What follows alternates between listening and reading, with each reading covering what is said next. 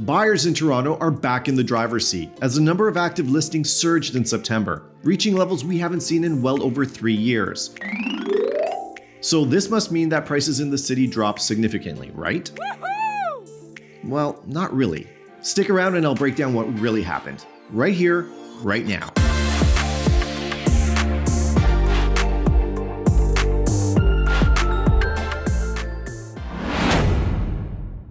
Hi, and welcome back to Everything Toronto. And for those new to the channel, I'm Fred Renna, a local real estate broker right here in Toronto, Ontario. And I specialize in helping clients from around the globe relocate to, from, and within the Greater Toronto Area. After a very slow summer, Toronto's real estate market returned to life in September, with sellers jumping at the chance to cash in. The number of listings skyrocketed across the city as sellers hoped that recent rate cuts would bring buyers back into the market. And it worked. To some extent. Buyers were on the hunt for deals, but did they find them? Let's dive into the numbers and find out.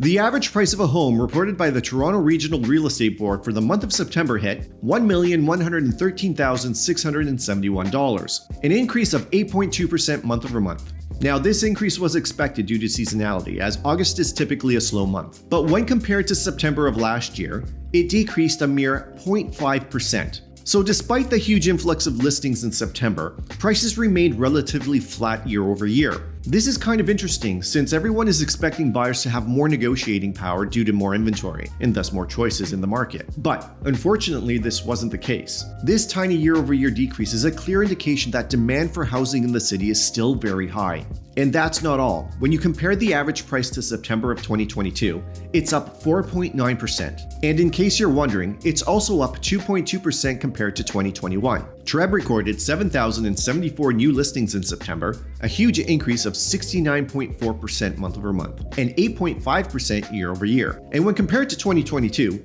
it's up a staggering 57.4%. And the numbers get even more mind-boggling when it comes to total active listings. Toronto saw a whopping 10,022 active listings in September, an increase of 16.2% month over month and 32.2% year over year. And hold on to your hats, it's up 82.7% compared to September of 2022. There were 1,808 properties sold in September, an increase of 5.2% month over month and 3.7% year over year. It's also up the same amount of 3.7% compared to 2022. The average days on market, which is the average number of days a home sits on the market until it sells, hit 27 days in September. This is a decrease of 3 days month over month and an increase of 7 days year over year, and it's up 5 days compared to 2022. Now let's look at the sales to new listings ratio, which is often used to determine if we're in a seller's market, a buyer's market, or a balanced market. Now, just to be clear, months of inventory is also used as a measure to determine what market we're in. But in a city as large as Toronto, I'm starting to put more emphasis on the sales to new listings ratio. And just so we're all on the same page, the sales to new listing ratio is calculated by dividing the number of sales in any given time period, typically a month, by the number of new listings during that period. The result is then multiplied by 100 to get a percentage. The percentage helps us identify the type of market we're in, based on these thresholds. A result over 60% is considered a seller's market.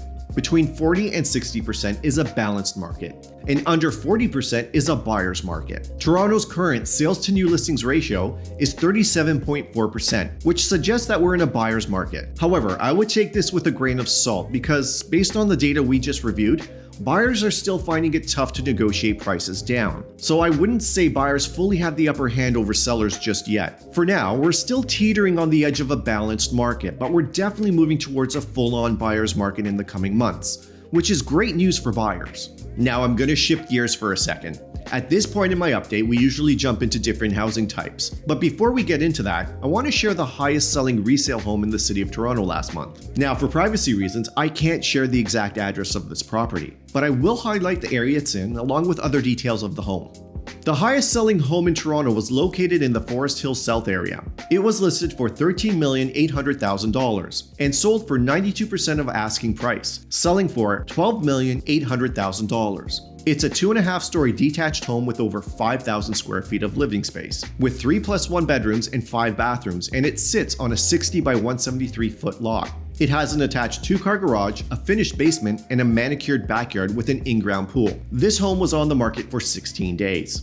Now, if this house was sold in your area or close to the area you live in and you're curious to know the exact address or how it'll impact the price of your home, or if you just want to talk about real estate, then let's connect. And it's pretty simple to do so. Just click the book a call link in the description below and it'll take you directly to my calendar, where you can find a time that's convenient for you to chat with me and my team. Now let's drill down into different housing types in the city of Toronto and analyze how each segment performed. First, we'll look at detached homes, where the average price in September was recorded at $1,685,755, slightly down 0.4% month over month and down 2.2% from September of last year, but it's up 6.3% compared to 2022. There were 599 detached homes sold in September, up 23.8% from August and up 9.1% year over year. It's also up 20.5% compared to 2022. Next, we'll look at semi-detached homes. The average price for a semi-detached home in September hit $1,299,324, up 7.9% from last month and 1.4% from last September. And it's also up 7.3% compared to September of 2022. There were 180 semi-detached homes sold last month, up 35.3% month over month and 12.5% year over year. And coincidentally, the number of sales remained exactly the same as in September of 2022. Now let's look at townhomes, where the average price was recorded at $978,343, an increase of 7.9% month over month, but a decrease of 1.4% year over year. But it's up 3.6% compared to 2022. There were 158 townhomes sold in September, down 6.5% month over month and 10.2% year over year. It's also down 7.6% compared to 2022. And lastly, we'll look at condos. The average price hit $707,917, an increase of 3.8% month over month, but it's down 3.3% year over year. It's also down 8% from 2022. There were 864 condos sold in September, a decrease of 6.3% month over month, and a small increase of 1.6% year over year. It's also slightly down 1.3% compared to 2022. And there you have it, Toronto's market update for this month. And if you're also curious to know how the Greater Toronto Area performed, then click the link above to watch my full GTA market update. And before I leave you, just a quick reminder that if you're thinking of moving or need help figuring it all out, reach out to us anytime. Every day we get calls from people just like you planning their next move. Whether you're moving to, from, or anywhere within the GTA, we've got you covered. Our team is dedicated to providing tailored solutions that match your needs and timeline to help make your move easy and stress-free. So if you're planning a move, feel free to give us a call, send us a text, or even drop us an email. Thanks for watching, subscribing, and liking this video. And don't forget to tap that bell. Thanks again, and I'll see you next time.